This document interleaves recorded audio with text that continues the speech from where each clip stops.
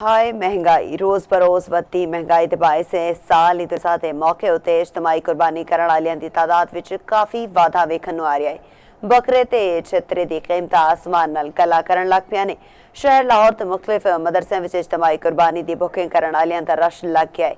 और तफसीलात बिलाल खौरी दी इस रिपोर्ट विच। ईद उल अज़हा ते इज्तमाही कुर्बानी विच हिस्सा पाउण वालियां लई 3 दिनां दे ਵੱਖ-ਵੱਖ रेट मुकर्रर कीते गए ने। पहले दिन की इज्तमाही कुर्बानी का हिस्सा पाने वालियां लई 43,000 रुपये, दूजे दिन 36,000 रुपये, जबकि तीजे ते आखिरी दिन की इज्तमाही कुर्बानी लई 39,000 रुपये मुकर्रर किए गए ने। अपने नहीं हुण हो सकते, इसलिए जिन्नी को गुंजाइश निकलती है, कदे 1 हिस्सा, कदे 2 हिस्से, कदे 3 हिस्से। और अलहमदुलिल्लाह इत्थे सिस्टम बहुत आला है। मंडी दे विच महंगाई हो गई, व्यापारी बहुत ज़्यादा रेट मांग रहे, उसकी वजह तो असीं इज्तमाही कुर्बानी वाली तरफ मुँह कीता है। अशिया खुर्दोनोश की कीमतां विच वधन नाल महंगाई का जिन बेकाबू हो गया है। लाहौर मदारस इंतजामिया ने ज्यादा ताकतवर ते सेहतमंद जानवरां दे रेट ते दरमियाने जानवर की इज्तमाही कुर्बानी के रेट भी वक्खो वक्ख मुकर्रर किते ने। बिलाल गौरी, चौपाल न्यूज़, लाहौर।